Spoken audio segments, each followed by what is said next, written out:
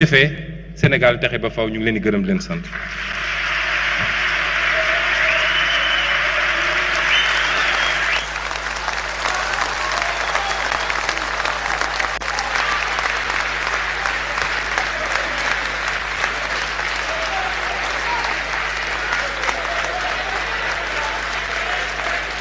Merci. Merci beaucoup. Merci beaucoup, Monsieur le Premier ministre, pour cette présentation détaillée du plan de redressement économique et social. Ce standing ovation indique sans doute que le plan a été bien suivi et bien apprécié. Donc nous allons remercier à nouveau Monsieur le Premier ministre Ousmane Sonko.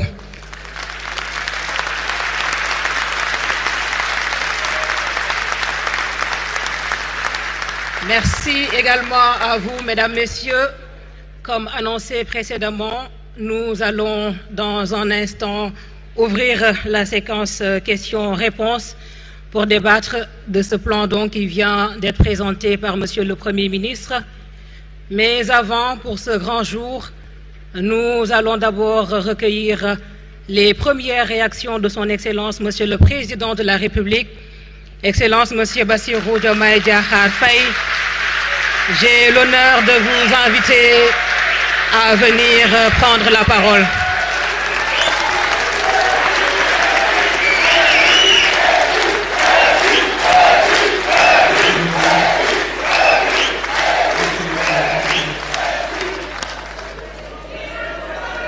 Merci beaucoup.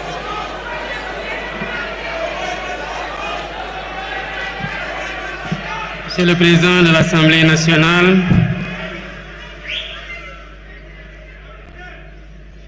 Monsieur le Président de l'Assemblée nationale, El Hadj Malick Ndiaye, Monsieur le Premier ministre Ousmane Sonko,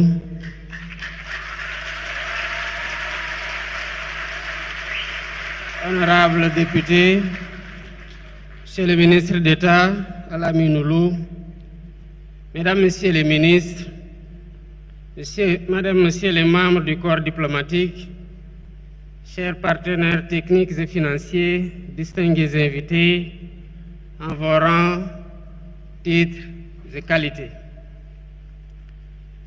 Je voudrais commencer mon intervention par des félicitations. Des félicitations nourries à l'endroit de Monsieur le Premier ministre.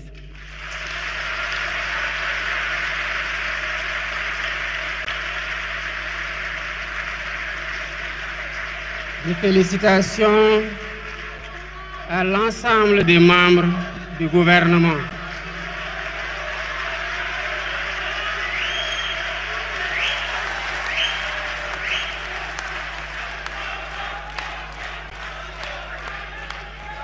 Mais des félicitations aussi à tous les collaborateurs de l'équipe gouvernementale et du président de la République qui ont contribué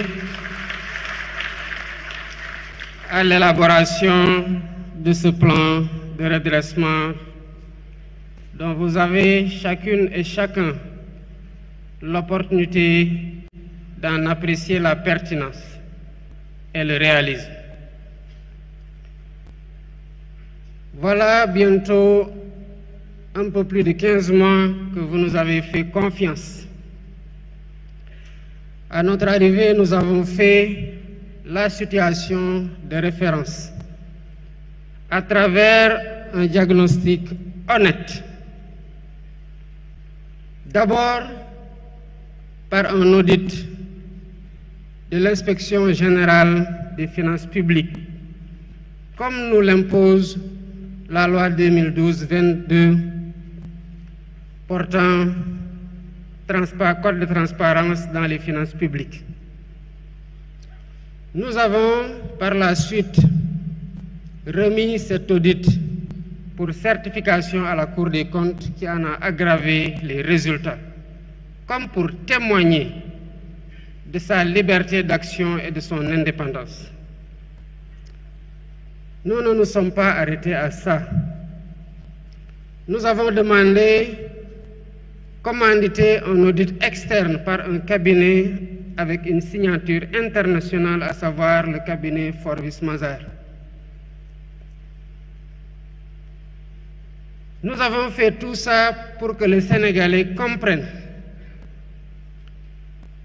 comme nous aussi nous l'avions compris, l'envergure et la gravité de l'héritage qu'il faut balancer avec l'espoir qui a accompagné notre élection. Mais la finalité n'a jamais été de vous dire voilà où en était le pays. Parce que justement, c'est parce que ça ne marchait pas que vous avez décidé de changer d'équipe.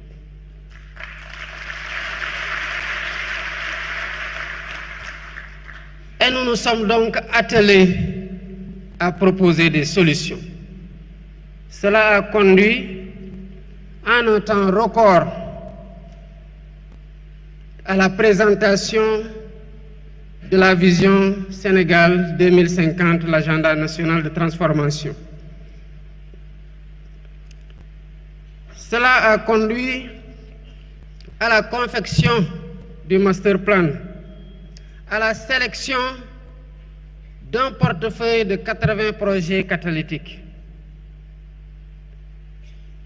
Mais nous ne pouvions pas nous en tenir à les exprimer, à les concevoir, à les partager.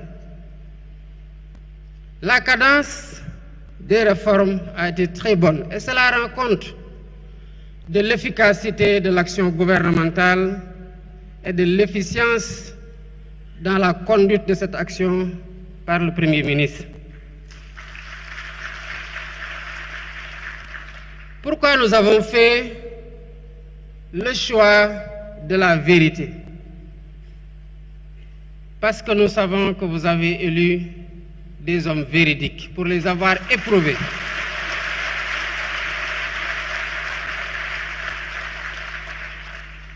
Des hommes d'honneur qui n'entendent pas changer au contact du pouvoir. Nous avons fait le choix de la vérité parce que nous avons du respect pour vous, peuple sénégalais. Nous avons fait le choix de la vérité parce que nous voulons imposer à nos interlocuteurs le respect qu'ils nous doivent en leur donnant le respect que nous nous devons. Et cela ne se fait que dans la vérité. Mais nous avons aussi fait le choix de la vérité pour corriger les anomalies et nous assurer que plus jamais cela ne puisse se reproduire.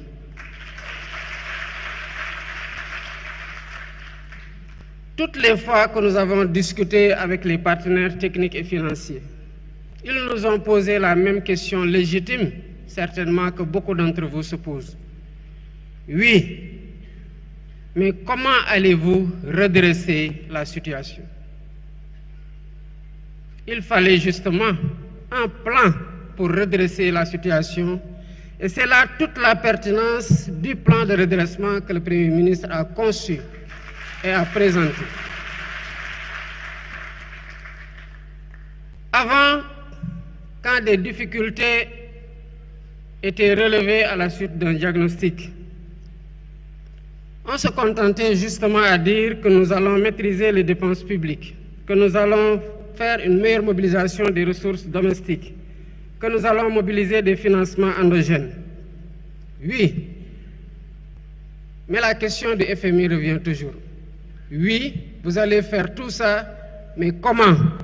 Concrètement, vous allez le faire? Évidemment, il n'y avait pas de réponse, si ce n'est dinañ ko lijjanti.